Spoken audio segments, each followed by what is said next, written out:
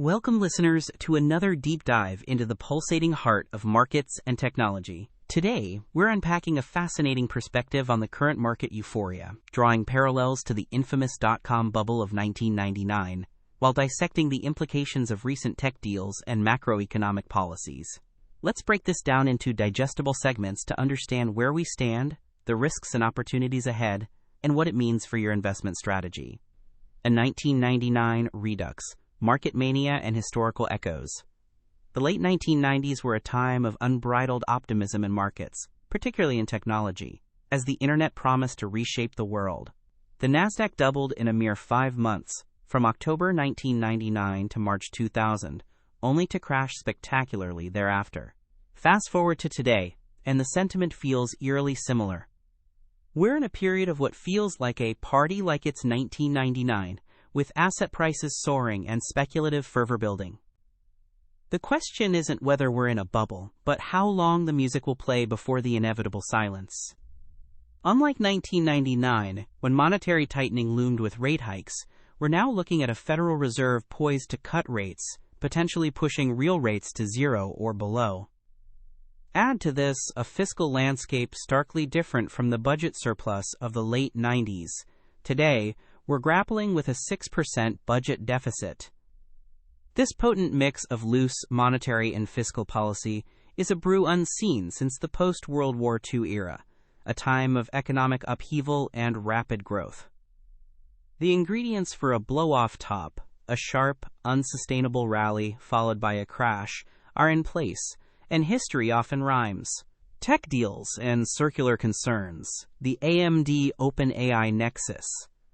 On the tech front, a recent deal between OpenAI and AMD has sent AMD's stock ripping higher, echoing a similar arrangement with NVIDIA just weeks prior. These deals, involving warrants and intricate financial structures, raise eyebrows due to their circular nature, potentially inflating valuations without substantial underlying fundamentals.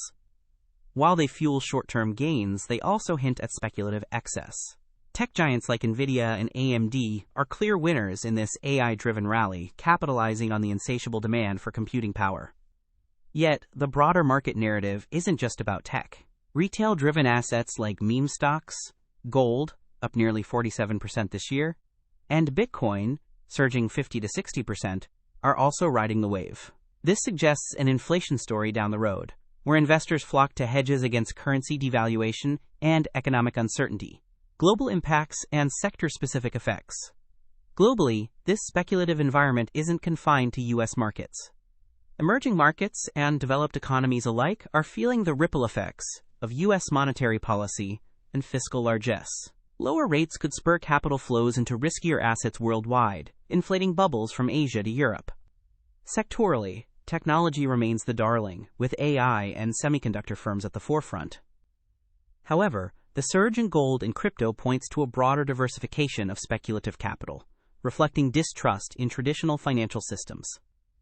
On the flip side, sectors like utilities or consumer staples, typically defensive, may lag as investors chase high-growth stories. The risk here is systemic. A sudden reversal in sentiment could trigger margin calls and leveraged ETF unwinds, given that leverage levels today, adjusted for modern instruments, exceed those of 1999. Investment and policy implications. So what does this mean for you, the investor? First, recognize that we're likely in the final, most explosive phase of a bull market, where the greatest price appreciation often occurs in the 12 months before a peak. Missing out on this juice could mean foregoing significant gains, but staying too long risks a brutal downturn. A balanced approach is critical. Consider exposure to high-momentum assets like Nasdaq stocks, gold, and crypto, but maintain strict risk management with stop losses or phased exits. Diversification remains key. Don't put all your eggs in one speculative basket. From a policy perspective, the combination of rate cuts and fiscal deficits signals potential inflation, which could force central banks to reverse course sooner than expected, derailing the rally. Policymakers must tread carefully to avoid overheating an already frothy economy. Near-term catalysts to watch. Looking ahead, several catalysts could shape the trajectory. The end of the year often brings institutional rebalancing, potentially accelerating gains as portfolios are marked to market. Fed decisions on rate cuts will be pivotal. Any dovish surprise could ignite further speculation. Geopolitical tensions or unexpected inflation data could, conversely, be the pin that pops this balloon. Keep an eye on retail participation. A surge in flows into meme stocks or crypto could signal the peak of frenzy. Conclusion: dancing on the edge. In conclusion, we're dancing on the edge of a market cliff, with the potential for massive gains overshadowed by the specter of a sharp fall.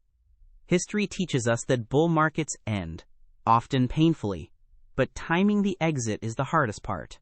Stay nimble, embrace the rally with caution, and remember that happy feet, quick, decisive moves, will be your best ally in navigating this 1999 Redux.